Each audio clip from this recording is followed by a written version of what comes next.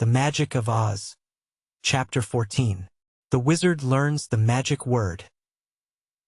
Now, the goose was the transformation of old Ragito, who was at one time king of the gnomes, and he was even more angry at Kiki-Aru than were the others whose shapes had been changed. The gnome detested anything in the way of a bird, because birds lay eggs and eggs are feared by all the gnomes more than anything else in the world. A goose is a foolish bird, too, and Ragito was dreadfully ashamed of the shape he was forced to wear, and it would make him shudder to reflect that the goose might lay an egg. So the gnome was afraid of himself and afraid of everything around him. If an egg touched him, he could then be destroyed, and almost any animal he met in the forest might easily conquer him. And that would be the end of old Ragito the gnome. Aside from these fears, however, he was filled with anger against Kiki, whom he had meant to trap by cleverly stealing from him the magic word. The boy must have been crazy to spoil everything the way he did. But Ragito knew that the arrival of the wizard had scared Kiki, and he was not sorry the boy had transformed the wizard and Dorothy and made them helpless. It was his own transformation that annoyed him and made him indignant. So he ran about the forest hunting for Kiki, so that he might get a better shape and coax the boy to follow his plans to conquer the land of Oz. Kiki-Aru hadn't gone very far away, for he had surprised himself as well as the others by the quick transformations and was puzzled as to what to do next. Ragito the gnome was overbearing and tricky, and Kiki knew he was not to be depended on. But the gnome could plan and plot, which the high-up boy was not wise enough to do, and so, when he looked down through the branches of a tree and saw a goose waddling along below and heard it cry out, "Kiki-Aru! Quack quack! Kiki-Aru!" The boy answered in a low voice, "Here I am," and swung himself down to the lowest limb of the tree. The goose looked up and saw him. "You've bungled things in a dreadful way," exclaimed the goose. "Why did you do it?" "Because I wanted to," answered Kiki. "You acted as if I was your slave, and I wanted to show these forest people that I am more powerful than you." The goose hissed softly, but Kiki did not hear that. Old Ragito quickly recovered his wits and muttered to himself, "This boy is the goose, although it is I who wear the goose's shape. I will be gentle with him now, and fierce with him when I have him in my power." Then he said aloud to Kiki, "Well, hereafter I will be content to acknowledge you the master. You bungled things, as I said, but we can still conquer Oz." "How?" asked the boy.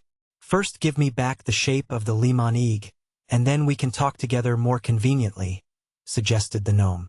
"Wait a moment, then," said Kiki, and climbed higher up the tree. There he whispered the magic word and the goose became a lemon egg, as he had been before. "Good," said the gnome, well pleased, as Kiki joined him by dropping down from the tree. "Now let us find a quiet place where we can talk without being overheard by the beasts." So the two started away and crossed the forest until they came to a place where the trees were not so tall nor so close together, and among these scattered trees was another clearing, not so large as the first one, where the meeting of the beasts had been held. Standing on the edge of this clearing and looking across it, they saw the trees on the farther side full of monkeys, who were chattering together at a great rate of the sights they had witnessed at the meeting. The old gnome whispered to Kiki not to enter the clearing or allow the monkeys to see them. "Why not?" asked the boy, drawing back. "Because those monkeys are to be our army, the army which will conquer Oz," said the gnome. "Sit down here with me, Kiki, and keep quiet, and I will explain to you my plan." Now, neither Kiki-Aru nor Ragito had noticed that a sly fox had followed them all the way from the tree where the goose had been transformed to the lemon egg. Indeed, this fox, who was none other than the Wizard of Oz, had witnessed the transformation of the goose and now decided he would keep watch of the conspirators and see what they would do next. A fox can move through a forest very softly, without making any noise, and so the wizard's enemies did not suspect his presence. But when they sat down by the edge of the clearing to talk with their backs toward him, the wizard did not know whether to risk being seen by creeping closer to hear what they said, or whether it would be better for him to hide himself until they moved on again. While he considered this question, he discovered near him a great tree which had a hollow trunk, and there was a round hole in this tree, about 3 feet above the ground. The wizard fox decided it would be safer for him to hide inside the hollow tree, so he sprang into the hole and crouched down in the hollow, so that his eyes just came to the edge of the hole by which he had entered, and from here he watched the forms of the two lemonigs. "This is my plan," said the gnome to Kiki, speaking so low that the wizard could only hear the rumble of his voice. "Since you can transform anything into any form you wish, we will transform these monkeys into an army. And with that army we will conquer the Oz people." "The monkeys won't make much of an army," objected Kiki. "We need a great army, but not a numerous one," responded the gnome.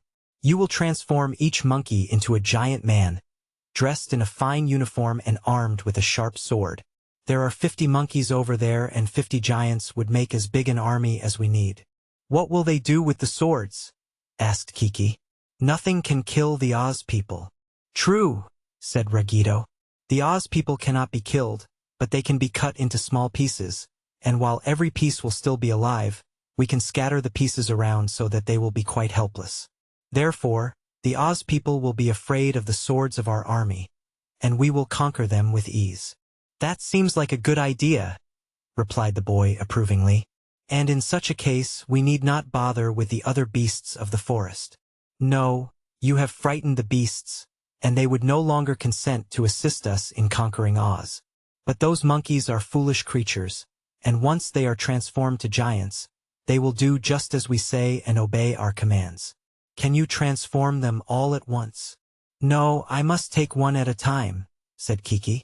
"But the 50 transformations can be made in an hour or so. Stay here, Ragito, and I will change the first monkey, that one at the left, on the end of the limb, into a giant with a sword." "Where are you going?" asked the gnome. "I must not speak the magic word in the presence of another person," declared Kiki, who was determined not to allow his treacherous companion to learn his secret. "So I will go where you cannot hear me." Ragito the gnome was disappointed, but he hoped still to catch the boy unawares and surprise the magic word. So he merely nodded his lion head, and Kiki got up and went back into the forest a short distance. Here he spied a hollow tree, and by chance it was the same hollow tree in which the Wizard of Oz, now in the form of a fox, had hidden himself. As Kiki ran up to the tree, the fox ducked its head, so that it was out of sight in the dark hollow beneath the hole, and then Kiki put his face into the hole and whispered, "I want that monkey on the branch at the left to become a giant man 50 feet tall, dressed in a uniform and with a sharp sword xgl." Then he ran back to Ragito, but the wizard fox had heard quite plainly every word that he had said. The monkey was instantly transformed into the giant, and the giant was so big that, as he stood on the ground, his head was higher than the trees of the forest. The monkeys raised a great chatter but did not seem to understand that the giant was one of themselves. "Good!" cried the gnome. "Hurry, Kiki, and transform the others." So Kiki rushed back to the tree and, putting his face to the hollow, whispered, "I want the next monkey to be just like the first pyrzqxgl." Again the wizard fox heard the magic word, and just how it was pronounced. But he sat still in the hollow and waited to hear it again, so it would be impressed on his mind and he would not forget it. Kiki kept running to the edge of the forest and back to the hollow tree again until he had whispered the magic word 6 times and 6 monkeys had been changed to 6 great giants. Then the wizard decided he would make an experiment and use the magic word himself. So, while Kiki was running back to the gnome, the fox stuck his head out of the hollow and said softly, "I want that creature who is running to become a hickory nut xgl." Instantly the lemonig form of Kiki Aru the High-Up disappeared, and a small hickory nut rolled upon the ground a moment and then lay still. The wizard was delighted, and leaped from the hollow just as Ragito looked around to see what had become of Kiki. The gnome saw the fox but no Kiki, so he hastily rose to his feet. The wizard did not know how powerful the queer beast might be, so he resolved to take no chances. "I want this creature to become a walnut xgl," he said aloud. But he did not pronounce the magic word in quite the right way, and Ragito's form did not change. But the gnome knew at once that xgl was the magic word, so he rushed at the fox and cried, "I want you to become a goose pyrzqxgl." But the gnome did not pronounce the word aright, either, having never heard it spoken but once before, and then with a wrong accent. So the fox was not transformed, but it had to run away to escape being caught by the angry gnome. Ragito now began pronouncing the magic word in every way he could think of, hoping to hit the right one, and the fox, hiding in a bush, was somewhat troubled by the fear that he might succeed. However, the wizard, who was used to magic arts, remained calm and soon remembered exactly how Kikiaru had pronounced the word. So he repeated the sentence he had before uttered, and Ragito the gnome became an ordinary walnut. The wizard now crept out from the bush and said, "I want my own form again, Parzakok's jail." Instantly he was the Wizard of Oz, and after picking up the hickory nut and the walnut, and carefully placing them in his pocket, he ran back to the big clearing. Dorothy the lamb uttered a bleat of delight when she saw her old friend restored to his natural shape. The others were all there, not having found the goose. The fat Gillikin woman, the Munchkin boy, the rabbit and the glass cat crowded around the wizard and asked what had happened. Before he explained anything of his adventure, he transformed them all except, of course, the glass cat into their natural shapes, and when their joy permitted them to quiet somewhat, he told how he had by chance surprised the magician's secret and been able to change the two lemon-eggs into shapes that could not speak, and therefore would be unable to help themselves. And the little wizard showed his astonished friends the hickory nut and the walnut to prove that he had spoken the truth. "But see here," exclaimed Dorothy, "what has become of those giant soldiers who used to be monkeys?" "I forgot all about them," admitted the wizard.